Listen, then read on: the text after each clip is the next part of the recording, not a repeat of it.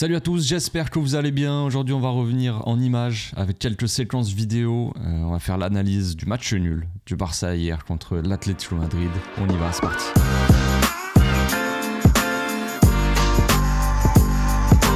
Au passage, n'hésite pas à nous rejoindre si c'est pas encore fait et à partager la chaîne autour de toi, ça fera plaisir à tonton. Scénario assez frustrant hier donc, avec le match nul, un Barça qui a mal démarré le match et mal fini en fait, tout simplement. L'Atlético Madrid a été très efficace. Un Barça qui a été d'une efficacité assez classique parce que quand on regarde un peu les expected goals, on voit que le Barça est à peu près presque à 4. 3 et quelques et l'Atlético ils sont à 1 et quelques, donc un Atlético qui a été beaucoup plus efficace que nous et dans des moments un petit peu où le Barça peut-être a eu certains doutes, je ne sais pas, mais en tout cas eux ils ont énormément performé en début de match et en fin de match, donc on a l'impression vraiment que ce match là c'est un peu la continuité du dernier match de Liga contre l'Atlético. On a repris le match où on s'était arrêté, c'est à dire qu'en Liga ils nous avaient battu en fin de match, ils avaient marqué le but de la victoire à la dernière minute presque, et on démarre le match un petit peu de la même manière avec un Barça qui paraît pas forcément très serein, un Atlético Madrid qui paraît vraiment sûr de ses forces, tout ça qui est vraiment très offensif. Puis voilà,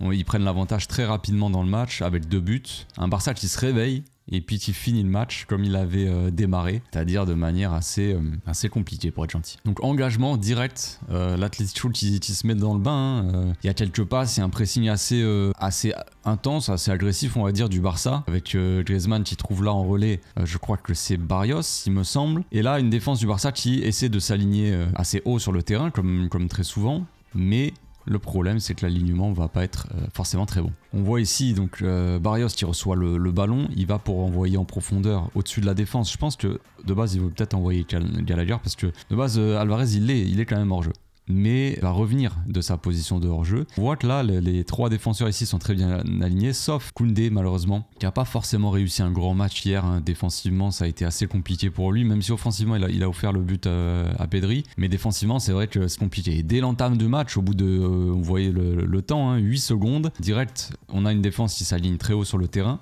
presque à la ligne de la moitié de terrain quoi, et un Koundé qui est très mal aligné, du coup qui couvre le hors-jeu au moment de la passe, il court vers l'arrière comme ça, bon après tout le monde court vers l'arrière mais ils sont quand même assez alignés, sauf donc Koundé qui couvre. Donc qu'est-ce qui se passe? On a l'Atlético Madrid qui a très bien fait ses devoirs, hein, tout simplement, on en avait parlé dans l'avant-match, le point faible de ce Barça là, on avait parlé dans la dernière analyse aussi récemment, un Barça qui a du mal à défendre donc dans les couloirs, sur les côtés, avec beaucoup de joueurs, généralement les adversaires jouent d'un côté pour renverser le jeu de l'autre, pour donner un petit coup de main, des appels plein axe qui vont attirer justement le latéral. Et ici on va voir très bien la séquence, on voit, alors je sais pas qui c'est, ici j'arrive pas à reconnaître vraiment le joueur, mais il va faire un appel dans le dos ici de la défense, Inigo qui de base couvre un petit peu et s'arrête pour jouer le hors-jeu, Baldé qui suit donc ce joueur là, ce qui libère évidemment le couloir et donc Griezmann ici. Donc vraiment des joueurs qui font les appels plein axe pour libérer le couloir, et après des joueurs qui jouent intelligemment sur le côté. Encore une fois donc un joueur qui est sur un côté et qui va renverser le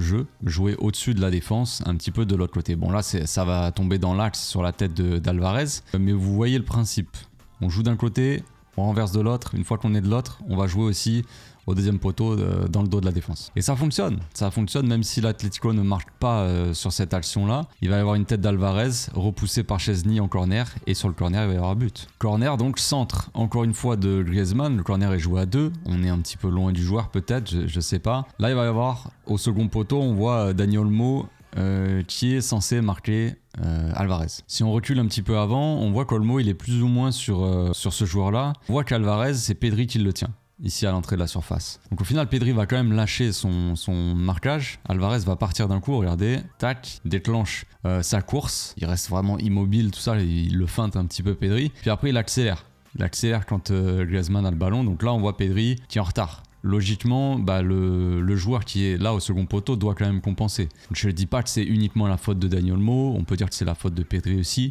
mais il faut qu'il y ait un joueur quand même qui vienne compenser au deuxième poteau. Si Dani Olmo est au second poteau, que ce soit Dani Olmo ou un autre joueur, il doit compenser s'il y a un gars qui arrive au second poteau, quoi. Donc centre de Griezmann qui va trouver un relais sur la tête de je ne sais qui. Et là, second poteau, on a Pedri et Olmo qui sont un peu laxistes sur le marquage, quoi, qui s'arrêtent là. On voit Pedri il s'arrête un petit peu, Olmo il il est assez statique.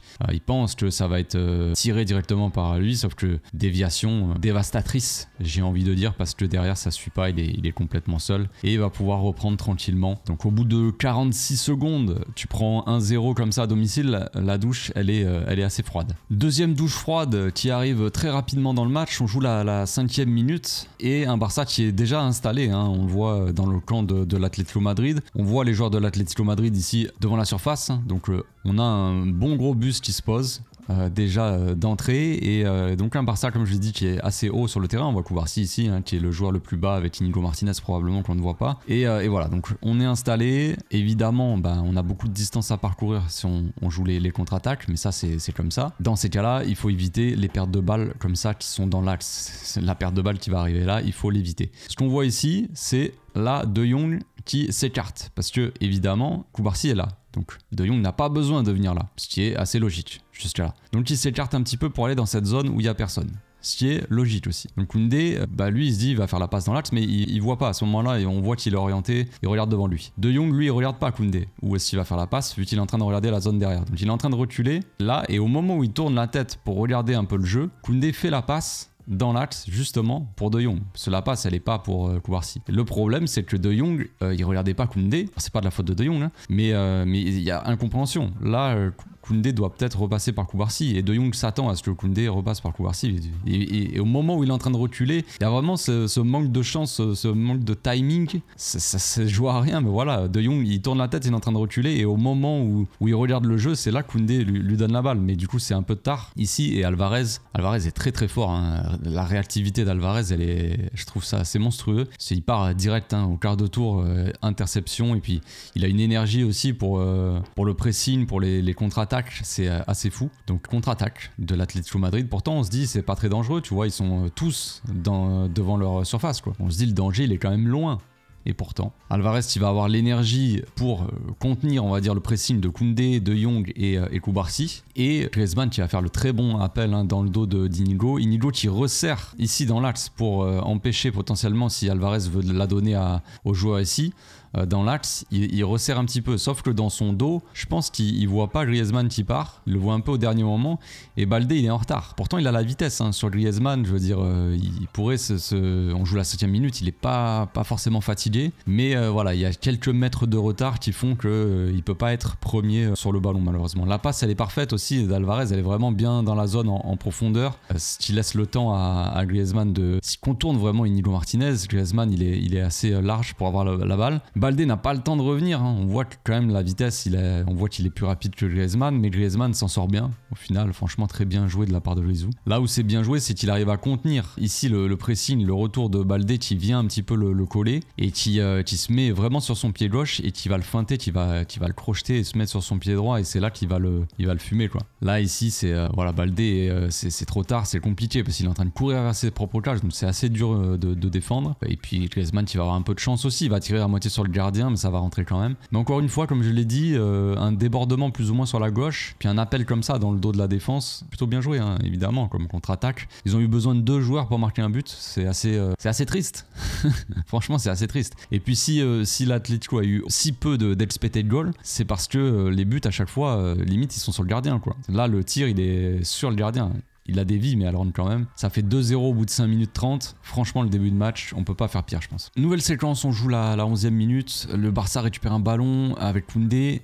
Pedri qui prend le ballon et qui s'occupe de la contre-attaque. Et là on voit hein, toute l'équipe de l'Atlético Madrid et toute l'équipe du Barça qui est dans sa propre moitié de terrain. Donc cette fois-ci c'est à nous de jouer les contre-attaques. Est-ce qu'on est aussi précis que l'Atlético Madrid? Pas vraiment malheureusement, mais c'est plutôt bien joué parce que là Ferran qui fait son appel, qui attire le défenseur central ici, et Pedri qui va pouvoir, ça libère pas mal d'espace pour Rafinha ici. Pedri qui va servir Rafinha dans cette zone là. C'est vraiment très bien joué, surtout que Ferran Torres qui fait, c'est plutôt bien pour le moment en tout cas, c'est qu'il fait son appel ici mais après il va dévier ici dans cette zone. Et Rafinha aussi c'est très bien joué parce qu'en une touche il va éviter de trop freiner l'action, puis c'est assez limite pour le hors-jeu en plus, mais il va servir direct en une touche. On voit lui qui essaie de mettre Ferran hors-jeu mais c'est trop tard et puis il va glisser carrément. Donc vraiment on a un avantage là monumental. Là le Barça concrètement là quand on voit Ferran partir tout seul comme ça, évidemment qu'on se dit il peut y avoir but, mais vu que malheureusement vu que c'est Ferran Torres, franchement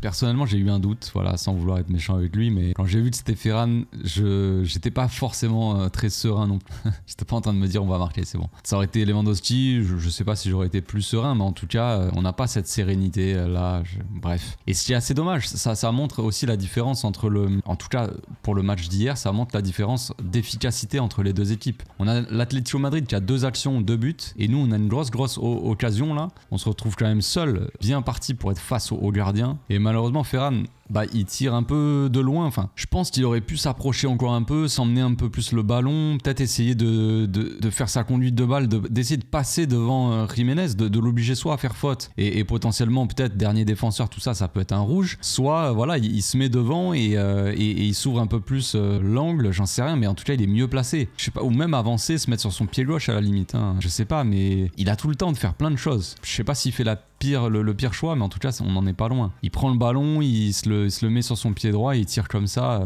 une vieille frappe. C'est triste. Mais on va quand même trouver la solution au bout d'un moment, 19e minute. Belle combinaison entre Lamine et Koundé, peut-être la première du match d'ailleurs, parce que souvent Koundé il faisait les appels, tout ça, mais il était très peu servi au début. Lamine Yamal qui voulait faire un petit peu la différence à lui tout seul, peut-être un peu trop par moment aussi, mais là il va justement se servir servir Koundé tout simplement. Pour une fois, Koundé tu fais un très bon appel, Lamine très belle passe, partir en profondeur. On voit ici au départ de l'action Ferran qui est tout seul dans l'axe, Rafinha qui est de l'autre côté vraiment en tant qu'ailier, pas forcément attaquant intérieur, qui est plutôt là habituellement, et un Pedri ici qu'on va voir à la fin de l'action qui va marquer, qui est assez loin de l'action à l'instant T. Donc la passe de Lamine elle est très bien, parfaite. Hein. Là je pense que limite les joueurs de l'Atlético ils y croient pas à la passe pour Koundé en fait, puisque dès le début du match Lamine il essayait un petit peu d'y aller tout seul, tout ça, de dribbler, il faisait très peu de passes à Koundé. Donc là je pense qu'ils sont pas forcément prêts à faire la passe. Lui il est complètement arrêté, lui voilà il s'attend un peu à la passe mais pas totalement, parce qu'on voit qu'il est... Bon après la passe elle est vraiment parfaite, très bien dosée dans le bon espace. Koundé l'appel il est tranchant, donc ce qui donne vraiment un avantage pour le Barça. Là on voit ici, franchement on n'a pas du tout l'avantage quand on regarde cette action sur cet angle là. À ce moment là quand on appuie pause, il y a beaucoup de joueurs de l'Atlético Madrid et là dans la surface il n'y a que Ferran Torres. Pour le coup Koundé, même s'il est passé un petit peu à côté de son match hier défensivement, il n'a pas forcément été bon, on va le voir sur plusieurs buts comme déjà sur le deuxième, mais là pour le coup il a plutôt bien joué cette action là, parce qu'il a été assez patient en fait, et puis il fait la passe aussi, la passe parfaite dans la bonne zone. Donc on a Ferran Torres qui fait son appel premier poteau, on voit que la passe pour le premier poteau elle est bouchée par le joueur ici, c'est très compliqué. On a ce joueur là qui va complètement se rater, je pense que c'est Rodrigo de Paul, mais il s'attend à la passe en fait ici en retrait pour peut-être Dani Olmo, et du coup il le fait dans son dos, en fait il a anticipé la passe ici alors que Koundé l'a fait point de péno, et Pedri qui est seul, qui va pouvoir reprendre parfaitement plat du pied sécurité, Ferran Torres qui va sauter, puis la balle qui va rentrer. Voilà,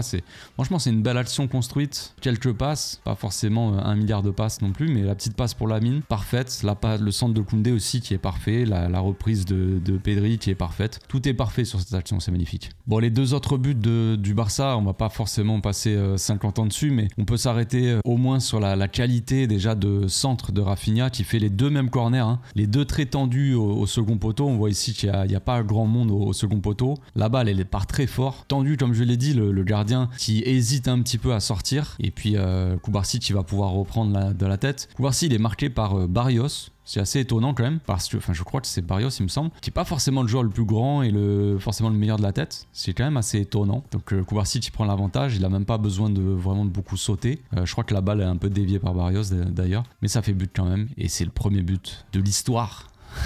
De son histoire à lui. Premier but de Cubarsí pour le Barça, c'est magnifique. Il devient évidemment le plus jeune défenseur central à marquer dans l'histoire du Barça. Petite célébration avec on embrasse l'écusson du Barça. Il a déclaré d'ailleurs que c'était une célébration un peu naturelle parce que c'est ce qu'il aime le plus, c'est le Barça. Cubarsí dans notre cœur, oui. Au passage, Flick qui a un peu plus le sourire. Au début de match, il a commencé à enlever sa veste à 2-0. Il allait rentrer sur le terrain pour mettre une fessée déculottée aux joueurs. Là, il a un peu plus le sourire, 2-2. Au bout de la 20e, on revient à 2-2. Je trouve que cette perf elle est assez forte parce que ils ont mis 2 buts l'Atlético et après on l'a vu, hein, ils ont posé le bus et arriver à revenir au bout de 20 minutes comme ça et de remarquer 2 buts, c'est assez fort quand même. Sachant que l'Atlético Madrid est probablement la meilleure ou en tout cas une des meilleures défenses d'Europe. Et 20 minutes après, à la 40e, on va marquer le but du 3-2. Donc on revient, franchement, on passe de 2-0, d'être mené 2-0 à mener 3-2 comme ça juste avant la mi-temps. C'est très très fort. Barça qui revient bien presque au mental, enfin en tout cas qui a pas baissé les bras, qui a pas eu cette baisse de morale, se dire on prend 2 buts, on va s'effondrer dans le match, tu vois. Il y a c'est toujours cette confiance qui est gardée. On revient au score. Faut quand même pas oublier que le Barça, sur les 4 buts qu'ils ont mis, ils en ont mis 2 sur coup de pied arrêté. Dans le jeu, ça a été un petit peu plus compliqué quand même, faut pas l'oublier. On a marqué un but sur le but de Pedri là, qui est très beau, sur une action collective. Les 2 buts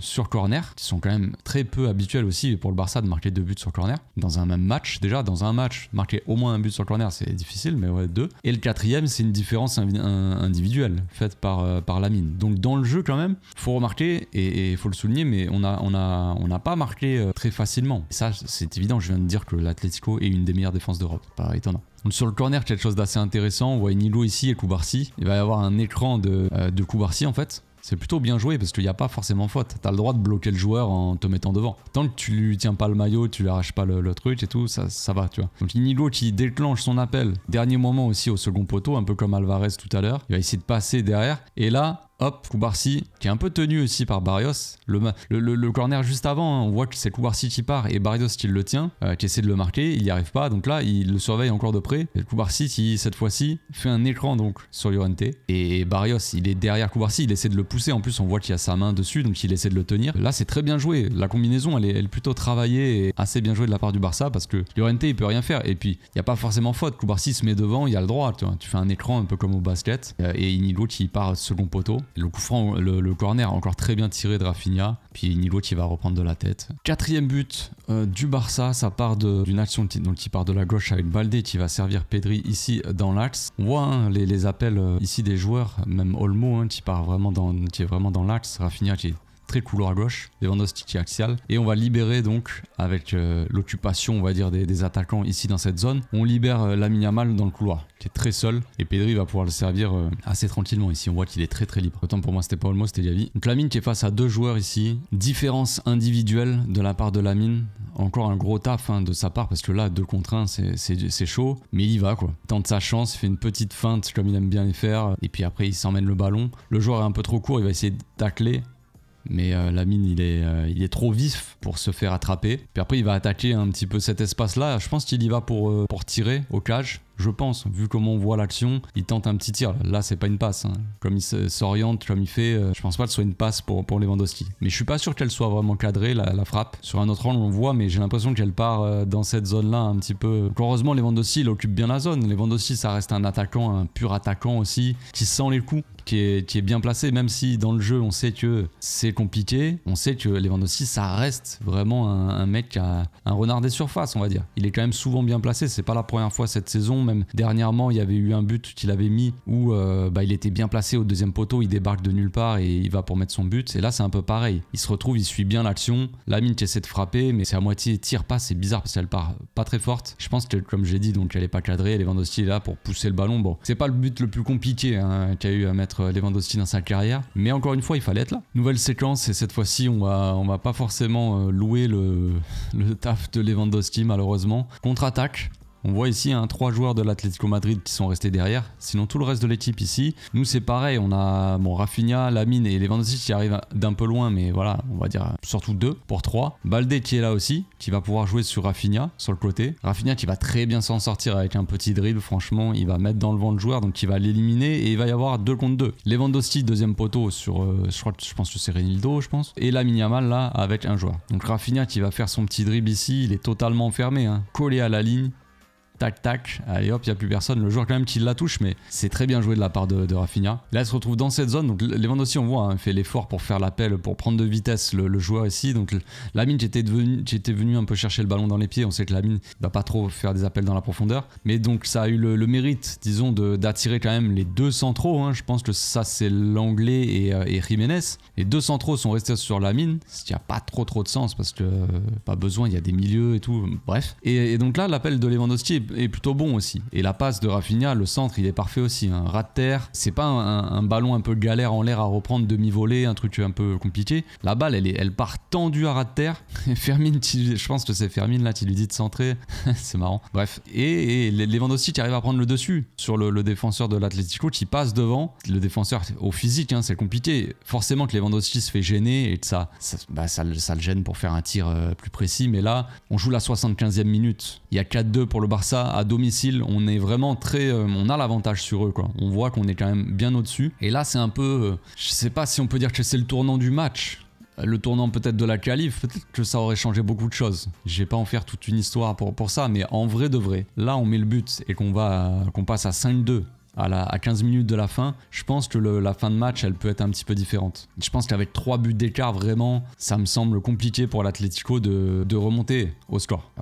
Bon bref, Lewandowski donc il va reprendre le tir, c'est complètement raté malheureusement. Ça nous rappelle un petit peu le tir qu'il avait raté, qu'il avait tiré sur le poteau dans un classico là. Bon, on avait quand même gagné le match, mais pour le coup, ça me rappelle un peu, c'était un peu le même truc, un centre et il reprend sauf que pour le classico, il était vraiment seul, je crois. Bref, donc c'est assez dommage, mais on peut dire que c'est un tournant du match quand même. Parce qu'après derrière on a un Barça où il y a des changements, des mauvais changements d'ailleurs. On n'a pas forcément parlé hier dans le débrief, mais c'est vrai qu'il y en a qui disaient ça. Oui, il y a eu des mauvais changements de la part de Flick. Il a fait rentrer Gavi qui est assez fautif sur le dernier but, ou sur le troisième but plutôt, de l'Atlético. On a fait rentrer Fermin qui a pas forcément été très bon, qui apporte pas ce que Rafinha apporte, ça c'est clair. On a fait rentrer Eric Garcia au milieu, mais peut-être qu'un Casador était plus utile peut-être qu'un Gavi. Peut-être que si Pedri était resté sur le terrain pour apporter cette maîtrise, eh bien on aurait plus gardé la balle et on aurait eu plus de contrôle dans le match, et ça c'est évident. Mais il y en a plein aussi qui font ces remarques là, de dire que on a fait les mauvais changements, mais peut-être que ces mêmes personnes voulaient qu'on mette l'équipe B aussi. Il y en a plein qui voulaient pas forcément mettre l'équipe type, donc il faut savoir, est-ce que on met l'équipe type ou est-ce que il fallait pas les faire sortir, tu vois, à ce moment là faut se décider les gars. Troisième but donc de l'Atlético Madrid, ça n'arrête plus. Voilà, on est à 10 minutes de la fin, quelque chose comme ça, ou un peu moins avec le temps additionnel on va dire, donc 10 minutes de la fin et on a Alvarez ici qui déborde, Koundé qui est un peu en retard, j'ai pas le début de l'action, mais donc on a Cubarsí qui se décale, hein, qui vient coulisser ici pour sortir sur Alvarez qui va avancer, qui va bien jouer le coup en profondeur, il va patienter, il est pas attaqué. Je pense que là Cubarsí pour le coup il est un peu trop tendre avec Alvarez. Je pense qu'au bout d'un moment Alvarez il a le temps de faire 2-3 mètres, 4 mètres peut-être, 5 et de faire sa passe, et à aucun moment on a une intervention. Je pense qu'au bout d'un moment il faut peut-être montrer un petit peu plus d'agressivité sur le joueur, tu vois. On sait qu'Alvarez, oui, il peut accélérer à tout moment, il peut faire des différences, mais voilà, si on le laisse avancer comme ça, bah voilà ce que ça amène aussi. Il a pu jouer tranquillement. Ce joueur-là a pu se démarquer, hein, et lâcher un petit peu Pedri, faire son appel dans la profondeur. Il est servi. Inigo qui essaie de sortir sur lui, donc il sort de l'axe. Balde qui va devoir décaler dans l'axe. Malheureusement, on va laisser cette zone ici complètement libre, et ça, c'est pas normal. Ce n'est pas normal. Donc dans cette action-là, on a Cubarsí ici qui est sur le côté, Inigo qui vient décaler dans l'axe, on a Koundé qui est un petit peu en retard aussi, et on a De Jong, Pedri ici, couvre l'axe, plus Balde qui est second poteau, et Gavi qui est là-bas de l'autre côté. Donc ici, on est au moment de la passe du joueur, donc, et malheureusement, je pense que là, je pense que c'est assez évident, je pense que c'est Gavi qui doit se rapprocher de cette zone-là. On voit que Cubarsí, il est battu, Koundé font pas forcément l'effort aussi. Je pense que, moi, personnellement, à la place de Koundé, là, dans cette action, je pense que je me dis, il faut quand même resserrer un peu. Je dis pas qu'il faut être ici, mais il faut être un peu plus ici, tu vois, parce que là où il est Koundé, ça sert à rien concrètement. Il est un peu trop spectateur. Là, on a l'impression de revoir un petit peu ce Barça de la saison dernière qui par moment a été un petit peu trop spectateur sur ce genre d'occasion. Là, Pedri il est plutôt bien placé. Inigo il sort du premier poteau. Pedri il doit couvrir cette potentielle passe pour le premier poteau. Même si Balde il est devant le joueur, il faut qu'il y ait un joueur comme ça qui soit au premier poteau, c'est logique. Donc Pedri est plutôt bien placé. Balde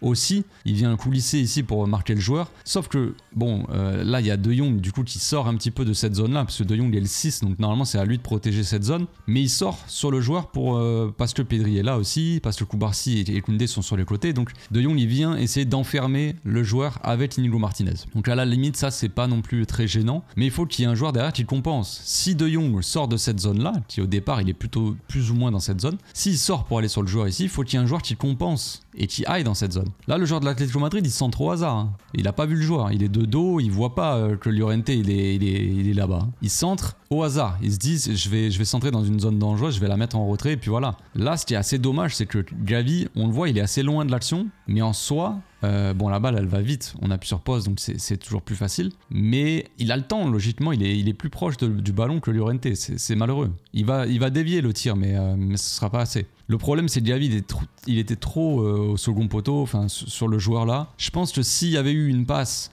pour ce joueur-là, bah, je pense que Baldé, il aurait peut-être eu le temps de décaler, de coulisser. Chaque joueur aurait coulissé. On aurait essayé d'empêcher la frappe. Là, en priorité, il fallait quand même couvrir cette zone-là du point de pénalty. Gavi, il était un peu trop loin, ce qui fait que ça lui a donné peut-être 1 mètre, tu vois. S'il avait été 1 mètre un peu plus dans l'axe, bah, il aurait été plus proche du ballon et peut-être qu'il aurait pu intervenir. Là, il est un peu trop en retard. Llorente qui reprend. Ils ont eu de la chance, franchement. Concrètement, on peut pas nier quoi, que l'Atlético Madrid a quand même eu un peu de chance. Parce que comme on le voit sur plusieurs buts, chaque fois elle est contrée ou elle est déviée par le gardien, quoi, c'est assez chanceux, c'est comme ça, après c'est le football, mais c'est un match où ils ont eu tout. T'as l'impression que tout ce qu'ils faisaient, ça pouvait rentrer. Et c'était un peu ça. Le deuxième but, Griezmann qui tire sur Chesney. Là, le but, il est dévié par Gavi de peu. Il aurait pu repousser le ballon, mais non, ça la dévie. Ça rentre au fond des filets. Et Chesney, il est un peu trompé parce que justement, elle part un peu, elle est déviée au dernier moment. Chesney, il est un peu, sa vue, elle est un peu bouchée. Il y a Pedri devant, Gavi qui est sorti aussi. Il voit pas bien le ballon partir. Qui est en plus dévié.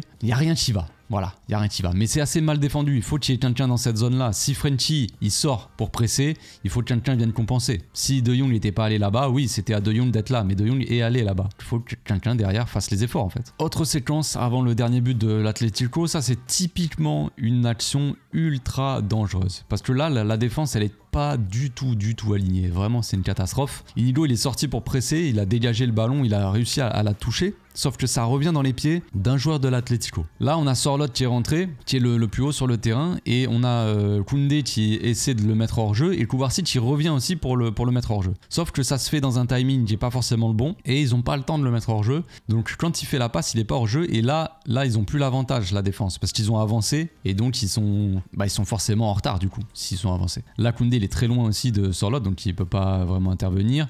Koubarsi, il se fait un peu aspirer donc par Sorloth, et là dans le dos, vu qu'Inigo il est sorti, et Garcia il était un peu trop haut, il n'a pas forcément compensé, il s'est pas dit je vais reculer parce qu'ils étaient sur le point de récupérer le ballon, donc il a cru qu'on avait récupéré la balle, sauf que derrière passe direct comme ça, et on a Correa qui part dans le dos de Koubarsi. Franchement, c'est très bien joué de la part de l'Atlético, et ça aurait pu être tellement dangereux parce que là il a un avantage fou. Koundé fait un bon retour pour le coup, parce qu'il revient, il a la vitesse, bonne vitesse, parce qu'il va revenir pour le gêner. Il va forcer un petit peu Correa à se presser.